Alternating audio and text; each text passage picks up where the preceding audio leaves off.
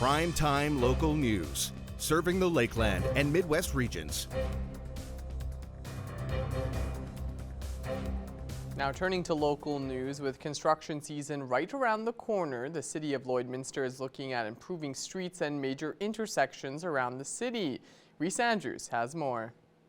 The list of street improvements this year include 8 rural roadways that have deteriorated due to climate and age over the years.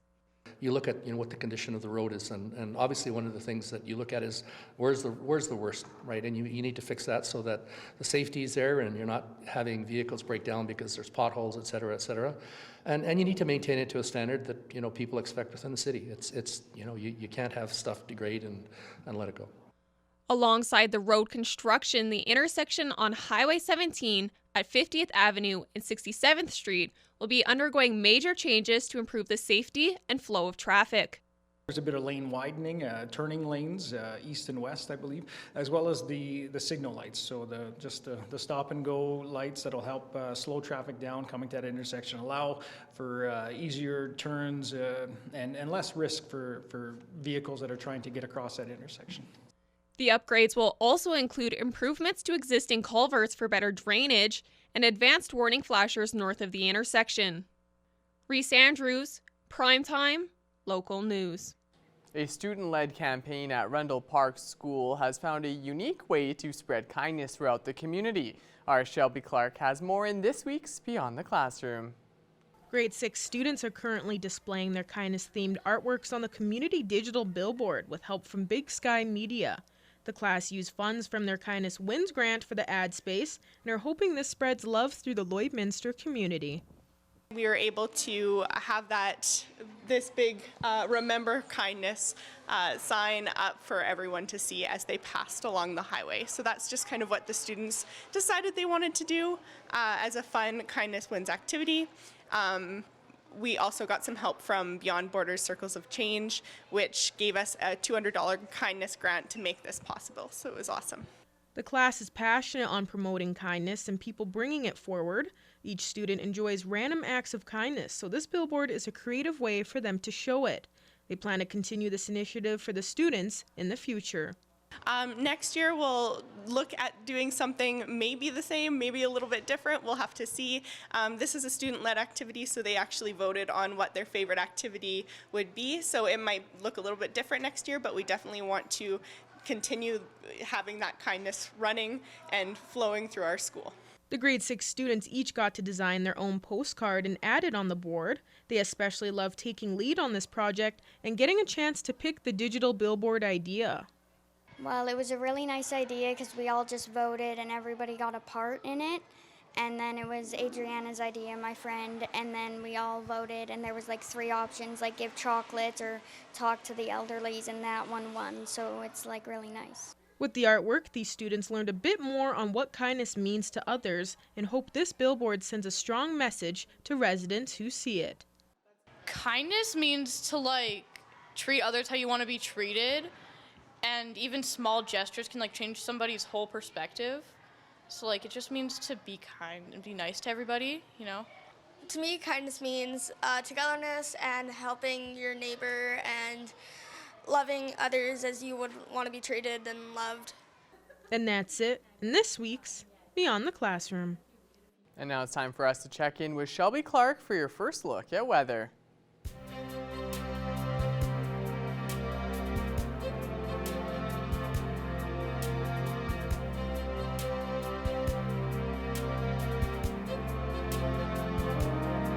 Thank you so much there, Jace. Yes, now taking a first look at your weather forecast here in the border city. We are just sitting at -6. I would say we are probably looking at the most beautiful day we have seen yet for this weekend compared to last week. We were just sitting at -6 with that wind chill around -10, so just past that those double digits. But we aren't seeing as much strong winds today, so it's definitely feeling a lot warmer. And we also saw a lot more sun peeking behind those clouds. So hopefully everybody was enjoying it. Almost felt like a spring day, I think, what everyone's thinking, not having to layer up as much. But but just stay tuned because we never know how this is going to fluctuate here for this season. Looking at our school day forecast for tomorrow for all the kiddos out there, they will be starting off in the morning slightly cooler with those double digits at -12, -11. Through the school day, they will be warming up pretty well and hitting that -4 by the time the school day is out. Expecting kind of a mixture of some sun and cloud. More cloudier conditions are expected for tomorrow, but definitely going to be a nicer temperature for the kids by the time the school day is done.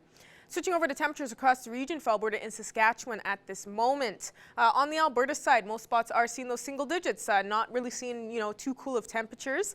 Most are seeing between -3 to -6 degrees. We are looking at that -7 up in Cold Lake. And then we have those -2s, -3s, -2 there in Wainwright. So definitely looking a lot warmer in Wainwright. And as we go over to Edmonton, looking the warmest there at that 0 mark. So Edmonton is definitely seeing the warmest condition. But for the most part, I think we are looking quite nice. Switching over to our Saskatchewan side, they are matching with us with those conditions. Most spots are actually seeing between -5 to -7 degrees on our Saskatchewan side. But then, of course, up in Isla Crosse, they are continuing that cool streak with around -11. So only spot with those double digits as they are looking slightly cooler right now. But for the most part, most are just seeing those single digits and definitely looking a lot warmer compared to what we have been seeing for the past few days this week. North Battleford will be going down to a low of -16 for their evening low temperature, so they will be cooling down quite a bit, not quite hitting that -20, so that'll be nice. They won't be seeing too strong of a wind chill, so it'll be a pretty calm night for North Battleford. Then for their Thursday, -6 for their daytime high, but then as you can see, they will be experiencing a high chance of some morning snow starting off, so they will be seeing some snowfall earlier off in the morning and going a little bit into their afternoon. So they're going to be seeing some snow showers expected. So a warmer temperature, although condition-wise it might be a bit wonky for North Battleford. Looking at Cold Lake tonight for their evening low, a low of -15 for their evening low temperature. Kind of the same deal. They won't be seeing too strong of a wind chill, so they're kind of going to be sitting around there with a more calm night. And then for their daytime high tomorrow, a beautiful day, -2, so seeing that single digit and a mixture of some sun and cloud and mostly sunnier conditions. So a beautiful Thursday for Cold Lake tomorrow. For us here in the Border City, we'll be going down to low of -13, so a nice evening low temperature, I would say, probably the nicest this week. Won't be seeing a strong wind chill for tonight. And then for us tomorrow, -3 is our daytime high, so a beautiful day, I would say. Kind of a mixture of some sun and cloud. Hopefully we will be seeing a little bit more sun peeking behind those clouds, but we'll see. We are going to see a nice temperature, so no complaints. And now ending off the look at your 3-day forecast, as I was saying, -3 tomorrow. Then our Fridays, we start off this weekend. -5 and even getting to -1 on Saturday, so just be prepared for a beautiful weekend ahead in the Border City. And that's all I have for our first look at your weather forecast. Thank you so much for that, Shelby. The Bobcats lost Game 3 of their playoff series last night. We'll have highlights as they look ahead to tonight's game later in the show.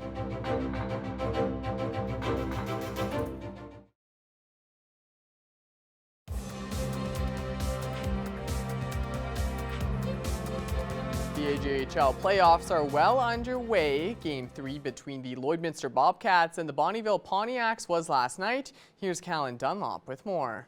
The series between these rivals was sitting at 1-1 entering yesterday's matchup. The Bobcats came out swinging, taking a 2-1 lead at the end of the first.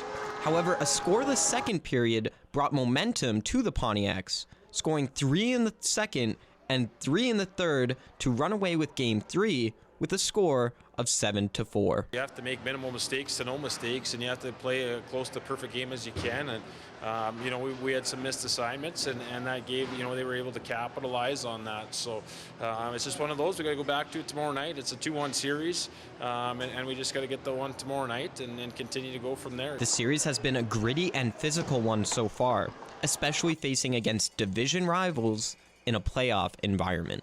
We knew it was going to come. It was going to be a physical series. We knew it was going to be like this. Division rivals, hour and a half away from us. We don't like each other. They don't like us. We don't like them. So we expected it. Guys are handling it well. All you got to do after games is cool down a little bit, stretch it out, take some ice baths, whatever you need to do. Despite the injuries that the Bobcats have been facing, Coach is optimistic that the team can bounce back. We had a couple guys go down early in this game, and that's kind of been the tail of the year with injuries. But, I think when we play fast and we play heavy and we're making contact, I think we're a really good hockey team. And it's just a matter of sustaining that pressure and working that hard for the whole game. And it's demanding. It takes a ton to do that. And, we need to look to do that again for Game 4. The Bobcats, now down 2-1 in the series, have a chance to even the series tonight in Lloyd at 7 p.m. Callan Dunlop, primetime, local news. The Holy Rosary Raiders women's basketball team are the Northeast Zone champions. And now moving on to provincials. With more on that, here's Thomas Wildman. The Raiders were highly ranked and had big expectations heading into the zone's tournament. We were ranked first consistently all season, so we had 3 rankings. We were ranked first in our zone for each one of them, so winning zones is something that we were really expecting to do. However, you have to put in the work, win the 3 games, and come home with the gold. So it was nice to see the girls actually put the work in and not just expect to go in and come out as the winner. We had a tight game in our last game. We physically were there. Our mental game wasn't as strong, so that's definitely something we're working on going into provincials this week. That mental game is something the players all echoed as something they are working on, but they are also paying attention to the fundamentals as well. We've been working on a lot of our plays and shooting a bunch, and teamwork is really important, and we've also been watching films of our games and also other teams, so we can learn from our mistakes and also learn the plays of other teams. The Raiders will be going into provincials as underdogs, but the players are ready for the challenge. We know that our first game is going to be pretty tough, but we're hoping to win that. They're a tall team, so we got to have good passes and we got to be prepared for what's to come. Provincials begin this week. Thomas Wildman, primetime, local news. And now it's time for us to check in once again with Shelby Clark for another look at your evening weather forecast.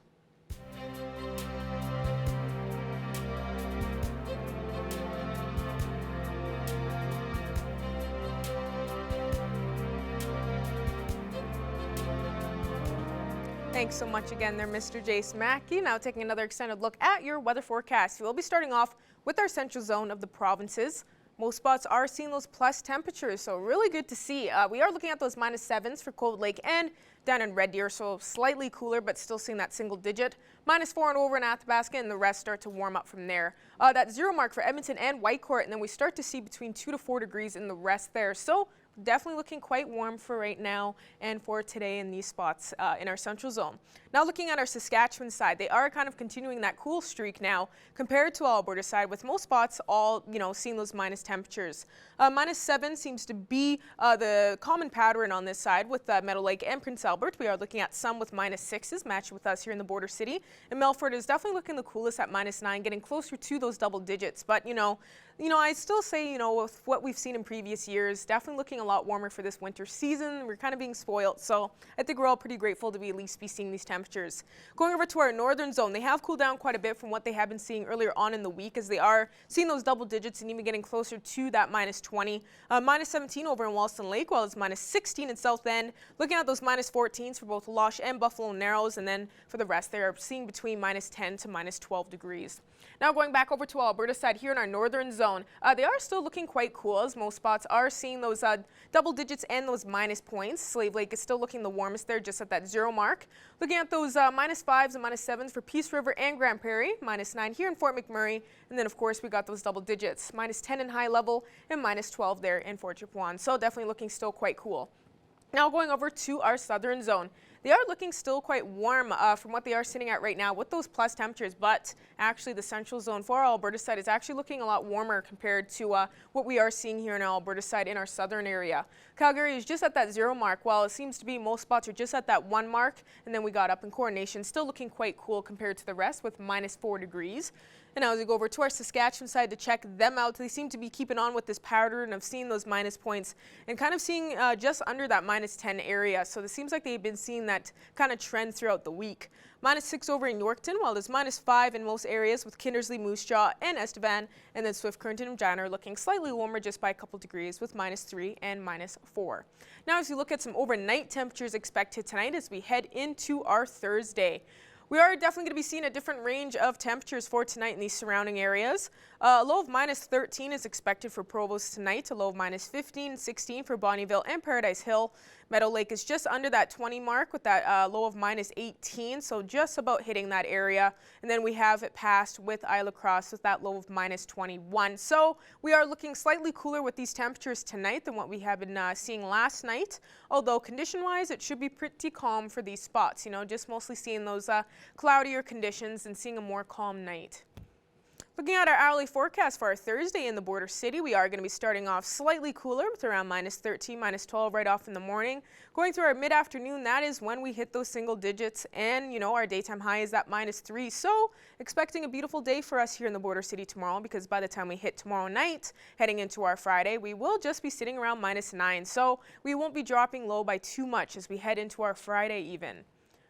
And now looking at our more extended forecast here, as I was saying, we are going to be expecting another beautiful day for Friday, even after tomorrow with that minus 5, and then even hitting those minus 1s for our weekend, which is going to be quite lovely. Minus 1 for both Saturday and Sunday, and expecting some sunnier conditions, so be prepared. We got a beautiful weekend ahead, and as we head into next week, we will even be continuing that warm streak with minus 1 Monday and just going down to those minus 3s next Tuesday and Wednesday. That's all I have for now. RJ Smacky will have more news coming up for you after the break.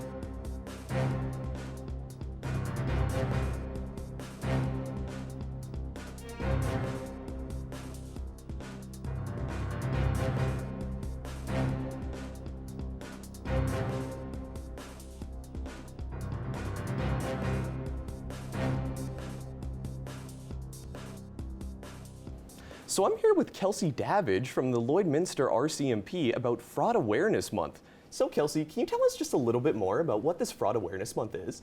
Yeah, this month we've decided as RCMP nationally to be targeting frauds across Canada. It's not just a local thing that happens within Lloydminster, within the province of Saskatchewan or Alberta. It's actually a national issue, so we just would like to highlight it this month and teach some people some tips on how to prevent fraud and thefts. And can you tell us, like, what would be the most prevalent scam? Something that you see a lot more commonly. Yeah, we've definitely seen an increase in email scams or phone scams where people have been receiving fraudulent emails asking for money or gift cards or personal information. We've also seen an increase in mail theft scams as well. So someone breaking into, say, the post office bin, taking that personal information and using it then to create documents or use that person's name and information for something else. And what sort of resources did the RCMP provide for people, just about like scam information as well? Yeah, if you go to our RCMP website or the Canada Anti-Fraud Centre, there's a bunch of information there and resources and tools to prevent scams, prevent theft, and what to do if you have been a victim of that as well.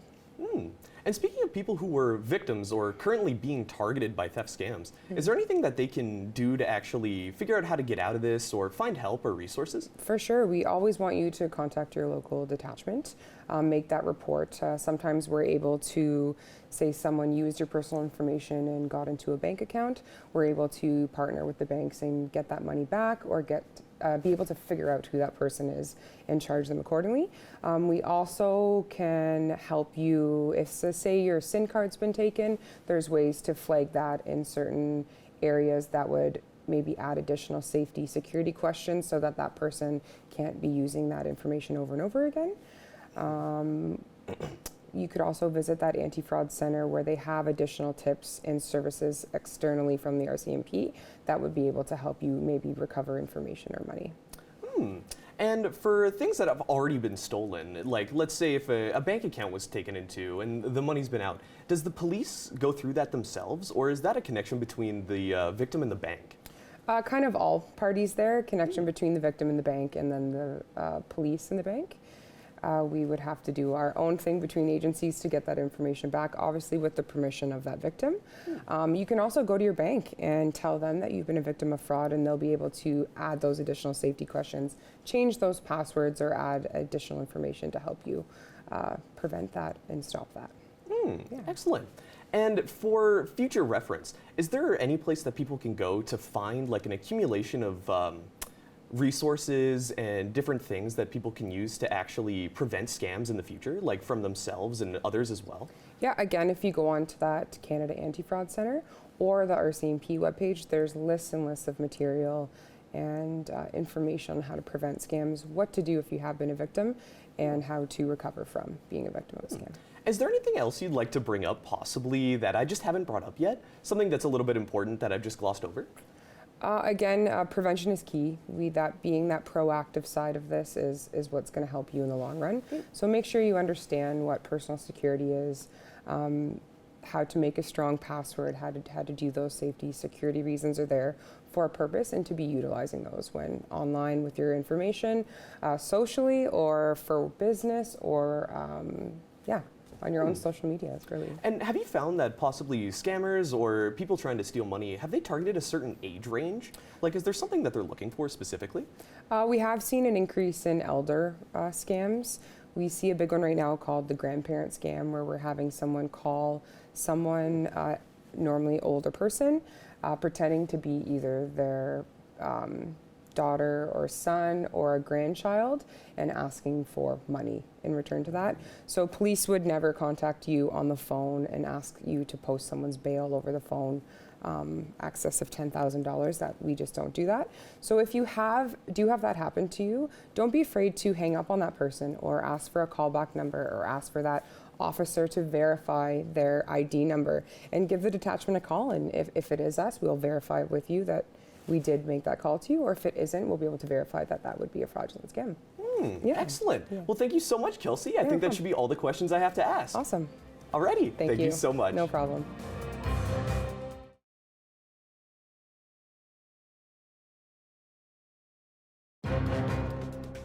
Furniture set and design supplied by Furniture Gallery and Furniture House, downtown Lloydminster.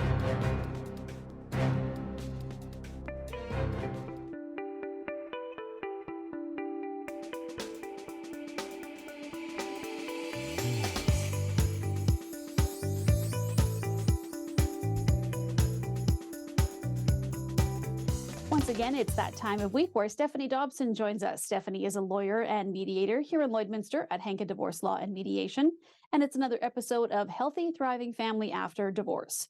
So, Stephanie, we have been dealing over the past few weeks with situations involving custody and scheduling for parents, and there's just so much involved going through this process. So today we're going to talk about specifically what it means to share parent, to be a share parent, I guess is the one way to describe it. So let's start out by talking about what exactly is shared parenting. You know, Stacey, of course, our viewers are starting to recognize that there's this glossary of with in the legal world, in the divorce world. And so I just thought that this is one of those terms that I often get in my office where people will start to use the word shared parenting. And so I thought, you know, because of that, let's maybe go into it. There is actually a technical term to shared parenting. It used to be called shared custody, and thank goodness all the divorce and separation legislation has exited out of their world the word custody. Now we call it shared parenting, and that was back in March of 2021. So this term means technically that each parent has the kids one or more children, up to 40% of the time over a full calendar year. So that could be 60-40, that could be 50-50, 45-55, you get the idea. Now, technically speaking, we can actually break that down into hours, days, minutes. Did you know there's 525,600 minutes in a 365-day calendar year? Now, we hope that in our discussions with parents that we never have to get down to the number of minutes, but technically, simply and purely technically, it is over the course of a calendar year. So that takes care of questions like in the summertime, what if we do primary parenting with one parent during the year, but then in the summertime it's 50-50? Well, if over the whole year it doesn't include 50-50, then technically you don't have shared parenting. So is there an impact at all when it comes to child support when you're dealing with this?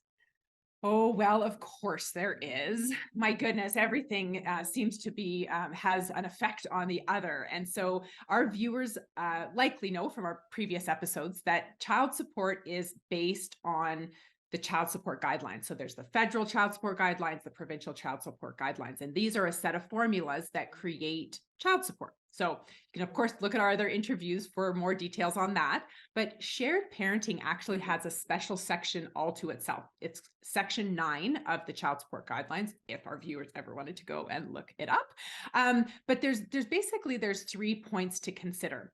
So first, we're going to look at the child support formulas for each of the spouses. So in our other episodes, we've talked about how you do those calculations. So we would do those calculations assuming that, number one, children are all with dad.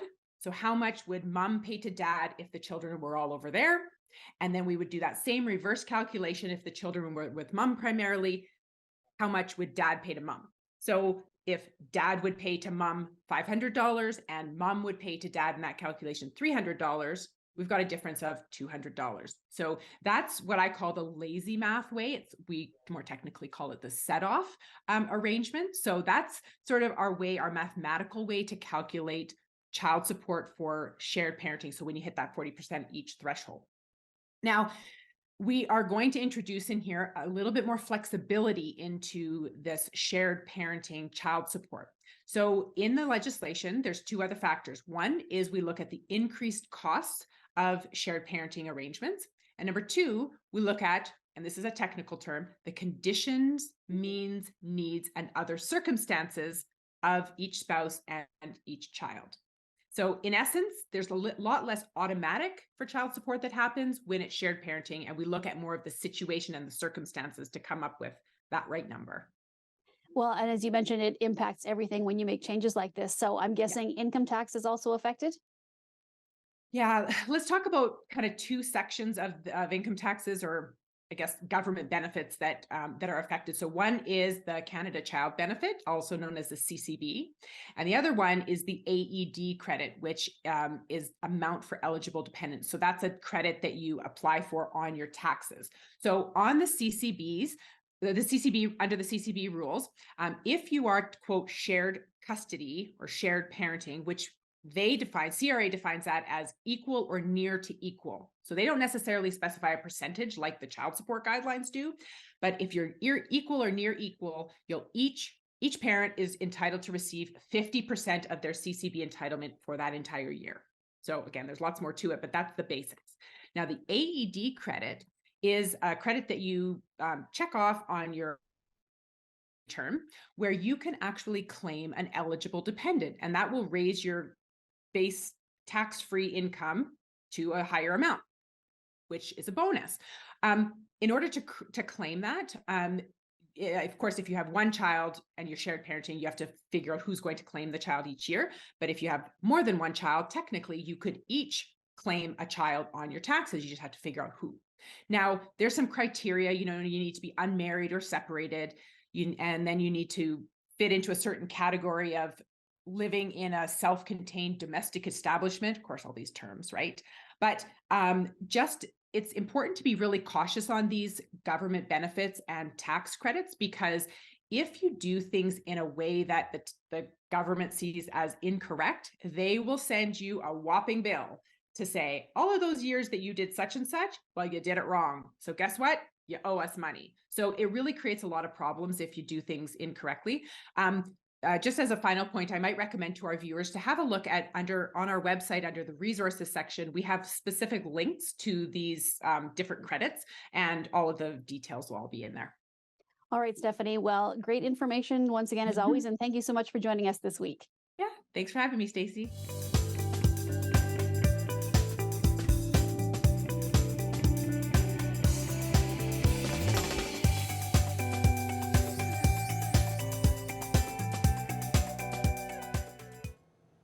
Ending off with another quick look at your 7-day forecast. We will be seeing those single digits tomorrow. -3 is our daytime high for our Thursday, so be prepared for another beautiful day. We will see that continue into our Friday as we start off the weekend, because then we will be looking at those nice warm -1s for Saturday and Sunday, both days with a mixture of some sun and clouds. So be prepared for a beautiful weekend ahead here in the border cities. We are looking at those single digits kind of continue on even into next week, starting off on Monday with -1, and then we will be cooling down slightly next Tuesday and Wednesday, but we only will be just hitting those -3s. So please make sure to enjoy it outside because we are seeing some beautiful conditions ahead for us here in the border city. Thank you so much for that, Shelby. We're so close to getting above 0. It's almost spring. I can feel it. I'm very excited about that. Thank you so much for that. And thank you all for joining us this evening on Primetime Local News. Have a good night, and we'll see you again here tomorrow.